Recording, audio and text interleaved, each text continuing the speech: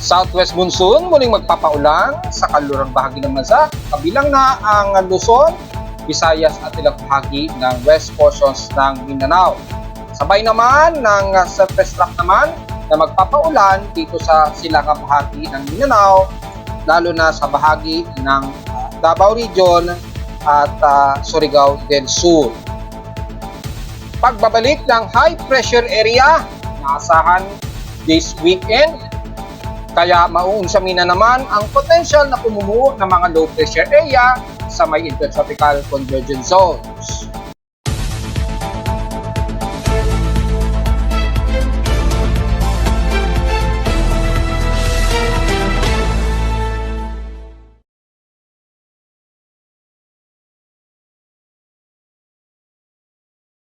Hello, good morning mga folks. Welcome po muli sa ating Daily Weather Bulletin at Analysis para sa araw ng Biyernes, June 21, 2024.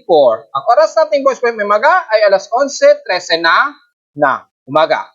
Almost stationary pa rin magiging ganap ng ating weather system sa Pilipinas, especially yung umiiral na southwest monsoon pa rin na magdudulot pa rin ng mga kalat-kalat na pag-ulan, typically sa bahagi ng kaluran ng bansa. Bagamat sa may silangan ay medyo katamtaman ang panahon na may mga ilang isolated pa rin ng mga pag-ulan, pero sa silangan ng Mindanao, dahil sa umiisbong na surface trap doon, ay magdudulot naman sa kanila ng mga kalat-kalat na mga ilang potentially na moderate and some heavy rain showers. So sa ating conditions, base sa ating weather station monitoring sa PIM Weather, ay overcast pa rin, manatili at gloomy na may pagka-haze na mostly cloudy pa rin ang umiiral. At kung titingnan sa ating forecast storm prediction in 3 days, this whole weekend, aasahan pa rin natin ang mas gloomy at mga maulan pa rin ang magiging weekend natin mga folks. At kitang-kita naman dito ay nasa 180 to 100% pa rin na potential uulanin sa bahagi ng Metro Manila or sa Katab-Karatig Metro Manila pa rin, and the rest ng bandang kaluran nga ng bansa. Sa lowest temperature na tala na weather station, kaninang madaling araw, 3:14 AM, nakapagdala kami ng lowest of 27.2 degrees Celsius. Kahapon nakapagdala kami ng medyo matindi pa rin, mataas pa rin ang aming air temperature na nasa 34.5 degrees Celsius. Kahapon ito ng hapon at 2:09 PM. Ibig sabihin, mataas pa rin ang aming heat index, bagamat nasa dangerous level at 47.5 degrees Celsius ang aming init pandama kahapon. At sa ating PH Extremes in past 24 hours naman, nanguna pa rin ang Tuguegarao sa grabe ang kanilang alinsangan na kasabay ng mataas na air temperature 37.4 degrees Celsius na hindi tayo nagkamali ng ating analysis forecast kahapon. So hindi na at least nabigla ang mga kababayan natin dyan sa bahagi ng Northeastern Luzon, kabilang na ang Cagayan Valley, kasama na ang Tuguegarao. Sa lowest temperature naman sa Baguio City, almost stationary rin sa kanila na lowest of 18.6 degrees Celsius. So halos buong buwan ay nanatiling naglalaro lamang sa 18 degrees Celsius ang pinaka-lowest na temperatura sa Baguio City. Sa inuna naman, ang Cuyo ay nakapagtala sila ng violent rain showers, mabot ng 153 mm ang naging total rainfall sa kanila. So nakaranas sila malamang dyan ng mga pagbaha. Wala namang naitala sa amin ng pag-ulan kahapon, bagamat mga ilan lamang na mauulap lamang at makulimlim ang madalas na umiiral sa amin sa Caloocan. So nanatiling 29.4 mm lamang ang total rainfall namin sa loob ng 7 araw. Well, silipin natin ang ating status para sa Volcan Thermal Alert Status, bagamat normal naman lahat hanggang kay Pinatubo. May nagre-request kasi na isama ko rin minsan o mas madalas ang pagre-report sa ating mga bulkan kahit na ito ay normal. Unahin natin kay Canlaon dahil ito ang mas aggressive ngayon so far. So, kamustahin natin si Canlaon. Wala naman daw na naitala na volcanic earthquakes at mababa lang din ang SO2 emission since nitong June 20. Ibig sabihin kahapon ito at 1,649 tons a day lamang. Pero medyo may plume down na natatakpan ang ulap ang paligid ng Volcan Canlaon.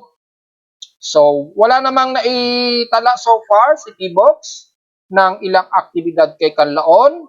So, wala tayong masyadong komento, pero at least dahil sa nakataas sa alert ng level 2, medyo maging mapagpacheck pa rin tayo kay Kanlaon. At kay Taal naman, itong para sa report since kahapon, wala ring naitala ng mga pagyanig si Taal Volcano. At nasa 4,641 tons a day naman ang kanilang SO2 emission. Kahapon din to, so medyo latest yung report nila sa SO2 emission. So nagdulot ng ilang buwag sa paligid ni Taal Volcano na naramdaman din ng mga taga-Tagaytay, pero hindi naman masyadong malawakan na umabot dito sa Metro Manila dahil maliit lamang ang tonelada na i-release niya. Nasa taas itong 2,400 na taas. So, nanatili pa rin constant ang pag-increase nito sa pinakabunganga niya. At kung sisilipin natin, hopefully, active yung CCTV camera sa may Lipa. Yun, medyo active ngayon siya. So, courtesy of Kitaymi, makikita natin ang medyo halos zero visibility sa paligid ni Taal. So, ibig sabihin lamang nito ay patuloy pa rin ang pagre-release ng SO2 emission ni Taal sa paligid ng Taal Lake. Magmas po tayo sa mga kabatang natin dyan mga folks dahil kitang-kita po na halos zero visibility po ang paligid niya. So expected po ang mataas na volume ng SO2 emission sa paligid ni Taal Volcano. Magmas na lamang po tayo mga folks. Bagamat wala namang nakikitaan tayo sa ating thermal anomaly since mga nakarang araw, walang masyadong napapansin tayo na magmatic intrusion rather. At sa ibang bulkan naman ay so far wala din naman. Wala tayong masyadong nakikita. At maging sa release ng CIMMS rather, wala naman tayo ding nakikitaan na anomaly na releasing o degassing na nakikitaan tayo sa paligid nito. So wala tayong magiging komento, at least may idea tayo. At mukhang offline si Bulusan, walang data feed si Bulusan. So titingnan natin, baka nagkakaroon lang ng maintenance ang Modis satellite at ang Miroba. Wala rin siyang data feed mula sa Miroba. Maliban lamang sa kay Taal Mayon at Mount Pinatubo, mayroong data feed. So titingnan natin for the whole month, kung nanatiling wala yan, baka ilipat na natin kay Mount Kanlaon yung data, imbis na kay Bulusan. Pero manatili natin titingnan yung baka lang nagkaroon lang ng maintenance para kay Bulusan. So generally, wala naman tayong maging komento sa aktibidad ng mga bulkan. So diretso agad tayo sa ating relative humidity na nasa 79% po ang kasalukuyang outside humidity na bumaba ng 1% since last hour. Mababa ang atmospheric pressure natin at 1,006 hectopascals.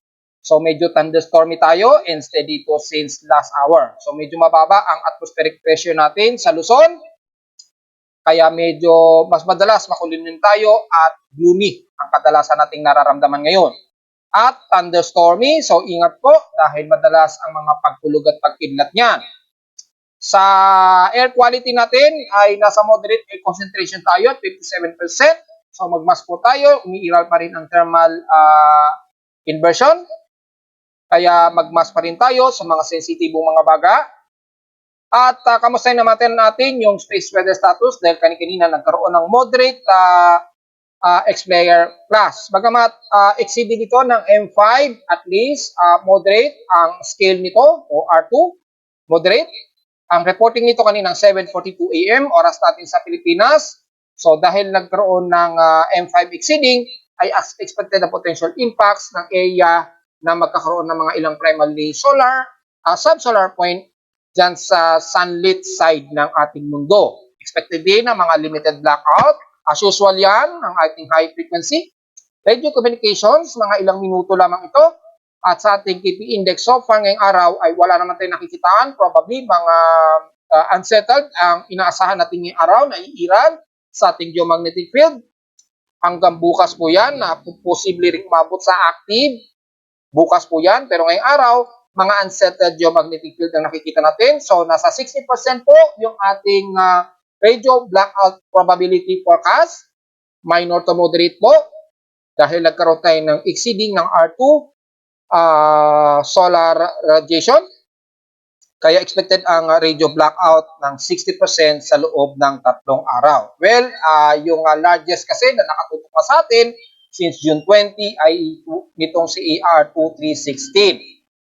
So, yung ngayong araw, yung sunspots nga po ay medyo palayo na sa direksyon ng Earth. Medyo slightly na siyang nakatagilid. Hindi 100% tutok sa Earth. Pero dahil malalawak po ang mga sunspot na ito na AR3712, 3713 at 3716, kapag nagkaroon ng biglaang pag-release ng malakas na CME, potentially aabutin pa rin ang Earth. So, wag po nating baliwarin pa rin yan. Manatiling babantayin natin.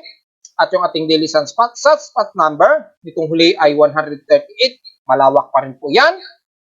At nagkaroon tayo ng solar X-ray packs nga. Nag-starting ito kaninang 7 o'clock. Nag-maximize ito kaninang 7:16 AM at M5.7. At bumaba ito ng M1.4 kaninang 7:20 AM. So, nagkaroon ng at least minor to moderate solar X-ray flux. Wala namang masyadong apektado sa ating solar photon flux sa ngayon. So, wala tayong magiging komento. Yung details ng X-ray flux natin, na-report ko na yan kanina sa ating Facebook page para sa malaman kagad ng ating mga kababayan. Dahil dyan, asahan ang magnetosphere distortion na naman anytime. Yan, nagkakaroon na naman ng mga slight distortion. At apektado na naman ang Mid-Pacific kasama ang bahagi ng Pilipinas. At kung titingnan natin kanina ay nasa may bandang 20 MHz yan. At least ngayon medyo humina ito, mga below 15 MHz. Pero nabanggit na natin, inaasahan na more than hihigit pa sa 500 km/s yung wind speed velocity nito. At kung titingnan natin sa real-time wind speed velocity, yung solar wind, nag-above normal speed nga po ito. Ayan, umabot ng 512.5 km/s.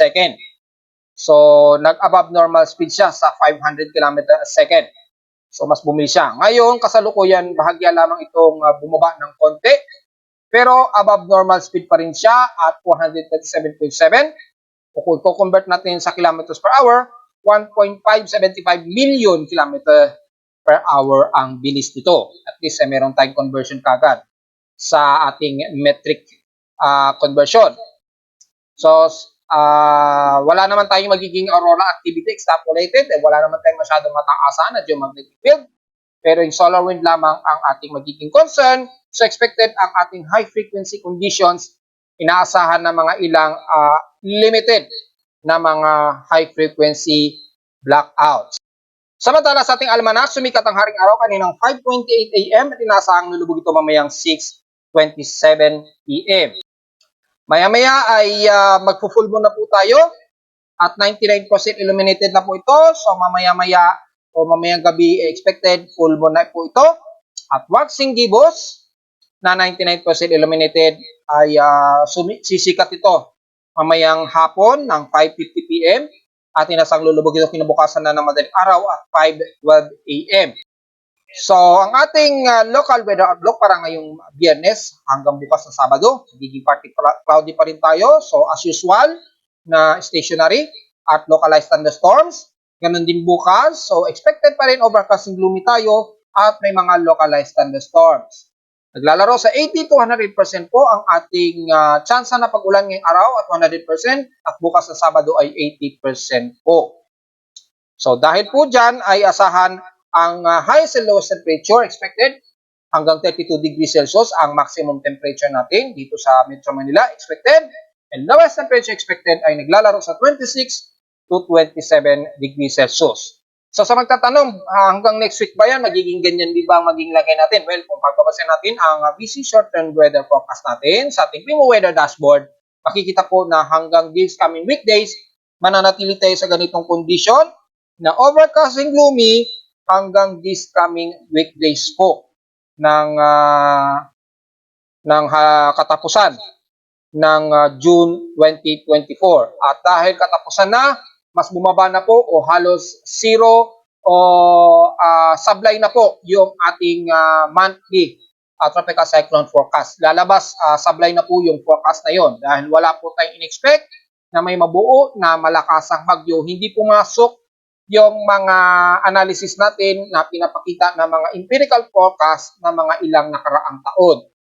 So, naipaliwanag ko na rin bakit. Dahil nga po, nabanggit natin, kapag tumagal ang pananatili ng high pressure area sa may bandang southeast ng Japan, asahan po nagkakaroon ng interruption yan sa mga pamumuo ng mga tropical cyclones. Tumambay ng matagal yung high pressure area. So, yung forecast na may mabubuong mga tropical cyclones, mauunsyami talaga lahat yan. Sasabalay lahat ang forecast kapag may high pressure area na tumagal ng halos mahigit 1 linggo na po. Diretso agad tayo sa ating ginagamit na satellite imagery. Makikita po yung ating bansa, lalo na sa kalurang bahagi nito, ang southwest monsoon na patuloy pa rin na umiira sa kaluran ng bansa na magdadala ng mga moderate and some heavy rain showers sa buong Mimaropa area, west portion sa Visayas at ilang bahagi ng timog kanluran ng Luzon, kasama na ang bahagi ng Calabarzon sa kaluran bandang Cavite na po yan, pababa, nadadamay ang ilang parte ng NCR, yan, pero manipis lamang ito, kaya medyo gloomy po tayo sa Metro Manila. Pero yung mas malawak kasi na southwest monsoon o habagat ay nandito sa may karagatan ng West Philippine Sea. Na mas nararamdaman ang malakas ang pag-ulan dyan sa bahagi nga po ng Mimaropa mula Mindoro area at dyan sa may bahagi nga po ng Palawan na umano'y dineclare ng munisipyo ng governor ng mga governors ng Palawan ay dineclare na raw nila na persona non grata, dineclare na raw po yan laban dito kay Labrador at kay Rosmar daw. So dineclare sa buong Palawan, ban daw sila dyan. Kung di nagkakamali, may ginawa yata silang eksena dyan na ikinagalit daw ng buong mga governors ng Palawan. Well, lumabas naman siguro yun sa balita, so basahin na lamang ninyo yung pinakadetalye para at least hindi tayo mamislead. Pero ang alam lang natin, mukhang persona non grata daw sila sa buong Palawan. So, yun lang ang masamang balita doon. So, ewan ko kung anong ginawa nila Labrador, ni Rendon Labrador at Rosmar. Baka siguro may inaway sila ng opisyales. Sana naging humble na lamang sana para hindi umabot sa ganyan. So anyways, dahil po sa nangyari na yan, ay balik tayo sa ating weather conditions, observations. Inuulit natin ang buong bahagi ng Palawan, kasama na ang bahagi ng Mindoro ay makakaranas ng ilang kalat at moderate and heavy rain showers and the rest ng kalurang bahagi ng Visayas. So magdala po ng pananggalang at ingat po sa potensyally na babahain dahil malakas po ang expected na pag-ulan dyan. Kung pagbawasin natin ng heavy rain infrared condition, malawak po ang cluster ng heavy rain potential sa buong bahagi ng Mindoro, lalo na sa Occidental Mindoro at dyan sa bahagi ng Puerto Princesa, pababa ng Balabac. Sa kanluran naman ng Visayas, ang kanlurang parte ng Panay Island at Negros Region, nakakaranas sila ng matitinding pag-ulan dyan. So ingat po sa potential na pagbaha. Babasin naman natin ng Himawari 8 ang paligid nito ng San Jose, Bulalakaw hanggang sa may bandang Bangobong. Sa Mindoro o Occidental Mindoro ay nakakaranas sila ng heavy rain potential. At dito naman sa west portion sa Visayas, damay ang Iloilo hanggang sa may bandang San Jose de Buenavista sa Panay Island. Sa Negros region naman sa Negros Oriental ay nakakaranas ng mga heavy rain showers mula Kabangkalan hanggang Sipalay area. Ingat po sa potensyal na pagbaha at pagguho ng lupa. Anyway, sa hilagang parte ng extreme Northern Luzon, na natiling katamtaman po, maaraw at medyo malisangan po muna ang umiiral dyan. Inulit natin, sa bahagi na naman ng Apari, pababa ng Tugigaraw at dyan sa area ng Kawayan at Palanan Isabela, kasalukuyang maaraw at malinsangan po sa inyo dyan. At kung pagbabasin natin ang temperature contour mula sa Data PNP Pag-asa, nangunguna na naman ang Tugigaraw sa grabe ang kanilang alinsangan at air temperature. So sa ngayon ay wag muna tayong magbibilad sa tinding sikat ng araw. Hintayin na lamang natin mamayang hapon na pumasok po ang tsansa ng mga localized thunderstorms. Ayun, ang taas Mainit grabe sa kanila. More than 30 5 degrees Celsius ang nararanasan na ngayon ng mga taga-Tugigaraw. So huwag masyadong magbibilad sa buong bahagi nito. Kasama na ang Bagao, Gataran, Dasan, Santo Niño, Rizal, Tabuk, Quezon, Santo Tomas at San Pablo. So binanggit ko na yung buong paligid na nasasakop ng contour map nito na temperatura na 34 to 37 degrees Celsius ang expected temperature ninyo. Sa lalalabi ng buong Apari hanggang Cordillera Region, kasama na ang buong Ilocos Norte, Ilocos Sur, hanggang sa bahagi ng Candon at San Fernando, kasalukuyan na maaliwalas mo na, klaro ang himpapawid ninyo, so expected ang mataas na temperatura at maalinsangan muna ang iiral. Pero gaya kahapon, pagsapit ng hapon, ay mauuwi na naman sa mga localized thunderstorms ang kalurang bahagi ng Luzon, kasama na ang Baguio, Pangasinan, mula Dagupan hanggang Bolinao, and the rest.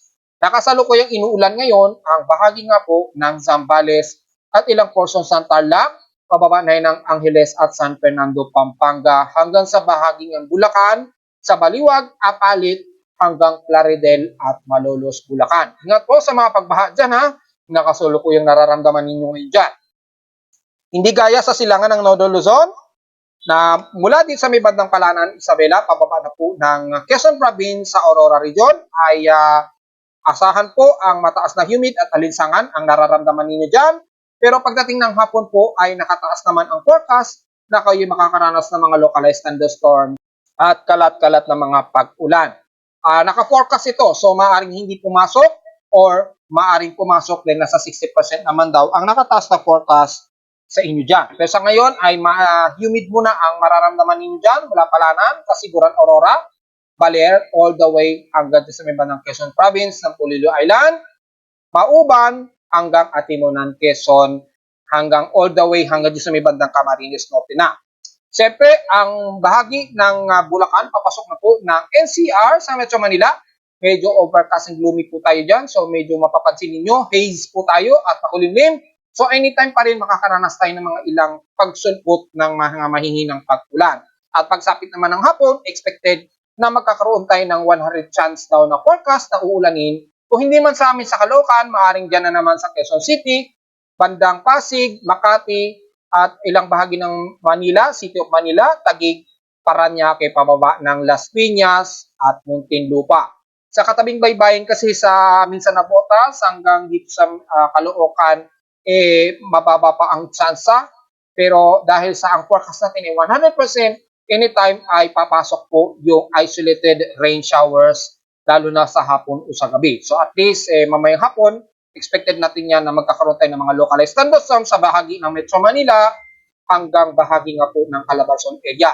Nakasalukuyan ay overcast and gloomy rin ang buong bahagi ng Tagaytay, yan, Laguna area, lalo na sa paligid ng Taal Lake, all the way papasok din sa may bandang Rosario. Pero pagsapit dito mula Yaong, Quezon, Sariaya, hanggang Lucena, kasalukuyang medyo katamtaman na lagay ninyo dyan, medyo maaraw at humid po ha. Pero naka-forecast din daw na magkakaroon ng mga kalat-kalat na ulan, may pagkidlat at pagkulog. And the rest ng Bicol Region, magiging maaraw din po, humid po ang mararanasan ninyo dyan, pero pagsapit po ng hapon, hindi maaalis ang mga isolated and localized thunderstorms pa rin all the way sa silangang bahagi ng Visayas, ng Eastern at Northern Samar area. So medyo klaro po ang himpapawid ninyo dyan at maaraw at mas humid po. So huwag mo po tayo magtaka kung bakit sa inyo ay hindi inulan ha. Hindi kagaya sa mga taga-kanluran dahil nga po yung climate 1 areas natin sa bansa, mas madalas po talagang uulanin yan tuwing habagat season. And the rest naman ng South Luzon mula Marinduque, Romblon, at the rest ng mga isla ng Burias Island at Masbate, katamtaman ay overcast and gloomy rin. Magiging maulap din ang himpapawid ninyo dyan, lalo na sa Marinduque, Tabias Island, at Sibuyan Island na makakaranas sa mga kalat-kalat na pag-ulan na may ilang pagkidlat pagkulog all the way dito sa Baydan Panay Island. Bagamat sa bandang kanluran nito ay katamtaman na may mga partly cloudy to mostly cloudy, hindi pa rin mawawala ang isolated rain showers kabilang na ang sentro ng Visayas sa Cebu, Bohol at Siquijor. Mula sa Leyte naman hanggang Burangan sa Samar, katamtaman din nalagyan ng panahon ninyo pero mas mataas po ang humida, yung maalinsangang panahon na mararamdaman ninyo dyan. Meron bang forecasted na mga isolated rain showers, lalo na sa hapon o sa gabi. So, abangan na lamang ninyo yan mamayang hapon. Pero sa ngayon, mas humid po ang mararamdaman ninyo dyan. So take note yan sa mga kababayan natin sa Leyte hanggang Eastern Samar. Pagpasok naman ng Mindanao mula sa silangang bahagi ng Surigao del Norte all the way ng bahagi ng Caraga, kasama na ang Campos de la Valley and the rest ng Davao Region, lalo na sa katibugang bahagi ng Davao Region ay overcast and gloomy rin po kayo dyan. At dahil sa umiiral ang surface track natin dito, ay asahan ang mga kalat-kalat na mga pag-ulan at may mga posibilidad pa rin mga pagkilat at pag-ulog, lalo na sa hapon o sa gabi. So magdala po tayo ng pananggalang sa ulan. And the rest ng Sorsogon area, magiging maulap din at kalat-kalat din ang mga pag-ulan ninyo dyan, mula dyan sa General Santos City, Coronadal hanggang Cotabato area. Magkikitamtaman lamang sa ngayon ang panahon mula sa Malaybalay Bukidnon, pataas ng Cagayan de Oro sa Northern Mindanao at papasok ng BARMM at dyan sa bahagi ng Zamboanga del Norte mula Dapitan, Oroqueta at Sindangan. Bagamat naka-forecast din daw sa inyo dyan na may mga isolated rain showers, abangan na lamang ninyo. Typically sa hapon po nagaganap yan o sa gabi. So take note na lamang yan. Pero ngayon, embrace nyo muna ang medyo humid na panahon, lalo na dyan sa bahagi nga po ng BARMM. Pero pagdating sa kalurang bahagi ng Zamboanga Peninsula, magiging partly tumusik cloudy po kayo dyan at expected ang mga kalat-kalat na pag-ulan na may ilang pagkilat at paggulog, lalo na sa City of Zamboanga at Isla ng Basilan at Ulu-Sulu. So generally lang, halos katimugang bahagi o kanlurang bahagi ng bansa natin, mula sa timog kanluran ng Luzon hanggang Mindanao, ay asahan ang mas kalat-kalat na ulan na may pagkilat at pagkulog. Kamustahin naman natin ang ating West Pacific Basin para sa potensyal na pamumuo ng active low pressure area. Sa ngayon ay wala naman at yung kanluran nga dito sa bahagi ng Palawan ay mataas ang anomaly. So anytime pa rin, pwede pa rin may tuturing yan na isang shallow low pressure area at expected at nakataas nga po yan sa more than 50% na po. So anytime dyan sa may bandang Vietnam nga po, nabanggit na natin yan. So since na nakarang araw ay expected na magiging isang posibleng shallow low pressure area yan na itataas. At dahil dyan maliit pa sa ngayon ang chance na maging isang active low pressure area dahil embedded siya ng ating southwest monsoon o habagat, pagdudulot po yan ang malakas ang ulan sa bahagi ng Vietnam at yung ilang bahagi sa may bandang kaluran nga po ng bansa. Pagamat wala tayong namamataan pa rin na sama ng panahon sa silangang bahagi ng bansa at dahil sa susunod na 24 oras babalik ang high pressure area, ayan po, at mas malawak ito this time sa may bandang southeast ng Japan muli. At expected ang pagbabalik nito starting bukas nga po, ayan o, unti-unti nang babalik na naman yung high pressure area, ibig sabihin mauunsyami na naman yung ITCC sa mga potential na development of active low pressure area. At kapag ganyan ang senaryo, inulit na natin, since nakaraang buwan pa, piniliwanag na natin yan, na kapag may high pressure area dito, nagdedepende, at kapag masyadong malakas at constant ang high pressure area dito, yung tsansa na may mabuo tayong bagyo ngayong buwan ay mas lumiit at maaaring halos zero na ang tsansa na mabuo. So lalabas, sasablay na po yung ating forecast for monthly analysis forecast natin for the month of June. Kasi gaya nating paliwanag last month ay magdedepende talaga kapag merong high pressure area. At kung makikita natin dito, yung pagbabalik ng high pressure area, yung range of high pressure area halos pagpapang-abot sa may bandang hilagang silangan pa rin ng Luzon. So halos this last weekdays, expected na mataas at malawak po yung magiging sakop ng high pressure area. At saka yung range na aabot sa may hilagang silangan ng Luzon, maaaring magkaroon na naman ng klarong himpapuwid sa may bandang islim ng Luzon na magiging mas maalinsangan at mainit ang tinding sikat ng araw niyan sa may bandang extreme Northern Luzon area. Pero sa may bahagi pa rin ng kaluran ng bansa ay patuloy na iiral ng malakas na southwest monsoon at dahil may low pressure area o shallow low pressure area na potentially na mabubuo ay magdudulot po na malakas ang pag-ulan naman sa kalurang bahagi, especially sa may southwest ng Luzon kasama na ang Mimaropa, Visayas at bandang Zamboanga Peninsula sa kaluran ng Mindanao. So yun po ang sa ngayon na nakikita nating senaryo at sa mga computer models ay makikita natin yung extended forecast sa mga computer models ay wala pa rin talaga nakikitaan dahil nga po sa pagbabalik nitong high pressure area na iistorbo na naman sa ITCC at possible development nga po ng sunod-sunod na low pressure area. Ganon din kay Nabjen, na wala po yung forecast nila na may low pressure area dahil nga po dito sa pagbabalik na naman ng high pressure area, ano, lawak ng high pressure area. Oh. So yun po ang nagiging anti-cyclone kasi na pumipigil talaga sa pamumuo ng tropical cyclones. So yun lamang ang nakikita natin. So dahil babalik yung high pressure area, medyo unsyami, wala tayong aasahan na may pamumuo na naman. O mas maliit ang tsansa ng pamumuo na naman ng tropical cyclones this coming week at huling linggo nga po ng June 2024. Ang magiging active na lamang siguro o yung namamataan natin na shallow low pressure area dito sa kanluran ng Palawan na malapit sa may bahagi ng Vietnam. So, malamang yung mga nagpapatrolya dyan na PLA, medyo lalayo muna dahil malakas po hangin dyan na may matitindig buhos ng ulan po talaga.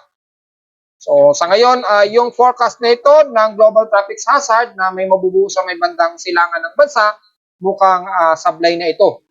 Tingin natin. Maaring may mabuo siguro sa huling araw ng month of June. Siguro mga 3 days o mga siguro huling 3 days o 4 days ng month of June siguro ng huling linggo.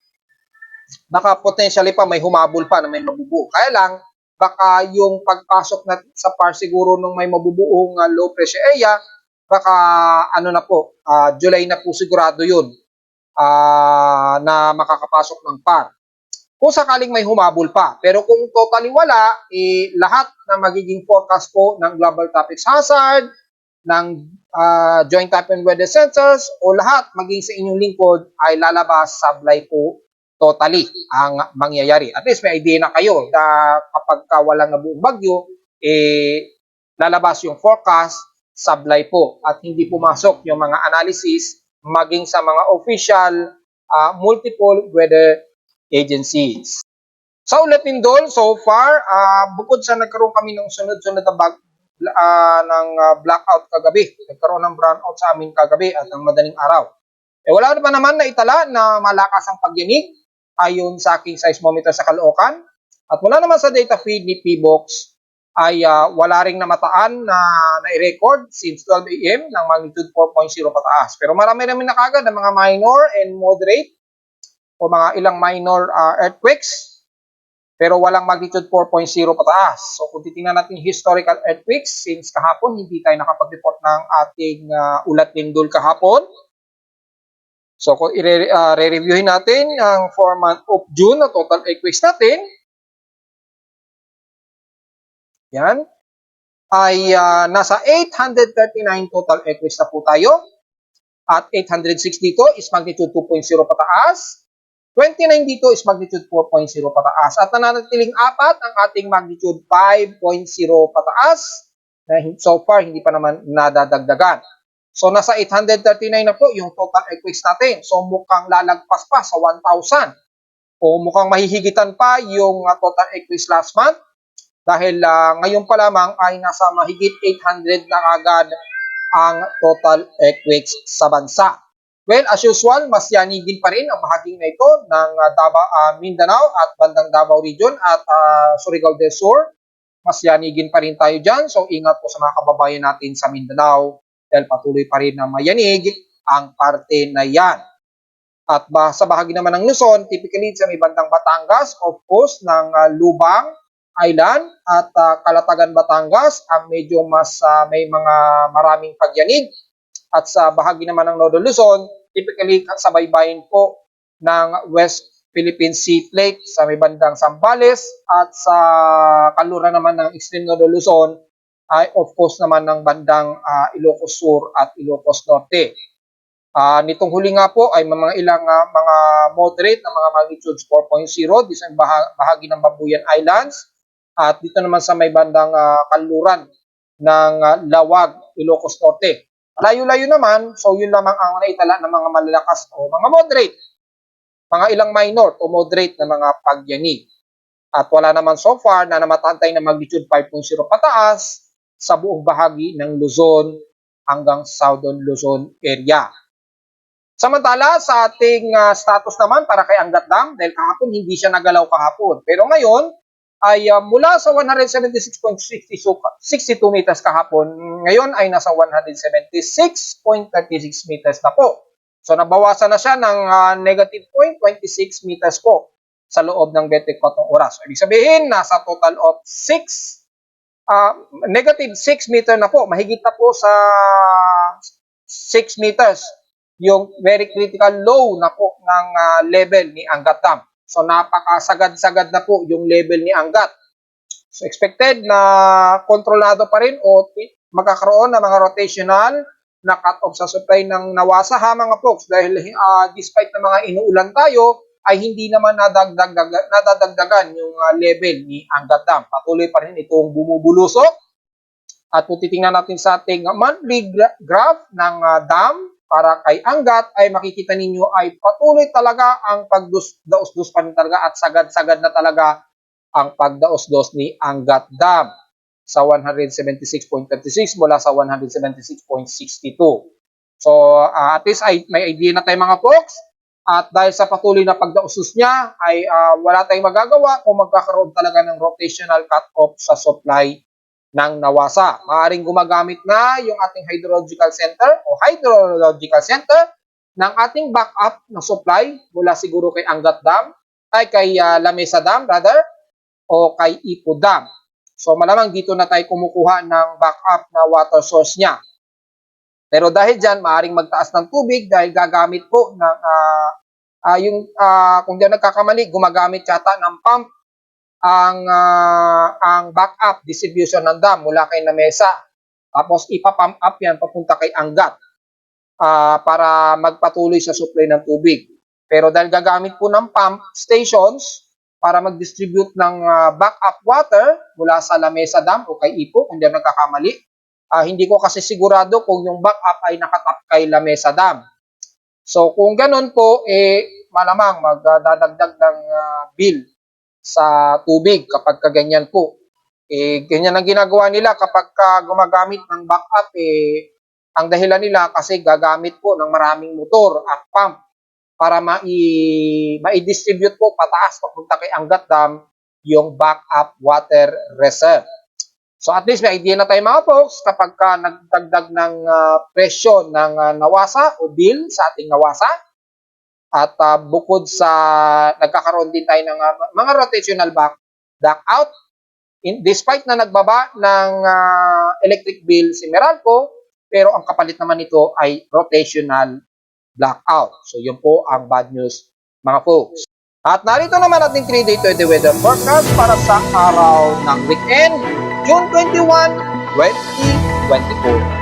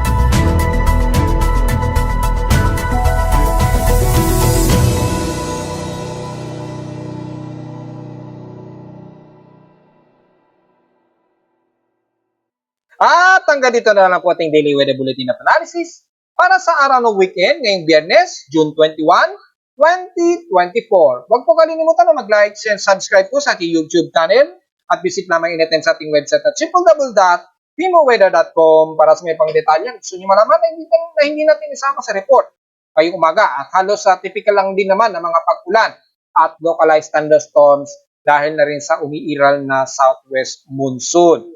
At visit na lamang din sa ating webpage para sa gusto malaman ang dynamic real-time events mula sa aking weather station sa Caloocan at sa data feeds mula sa iba't ibang weather agencies.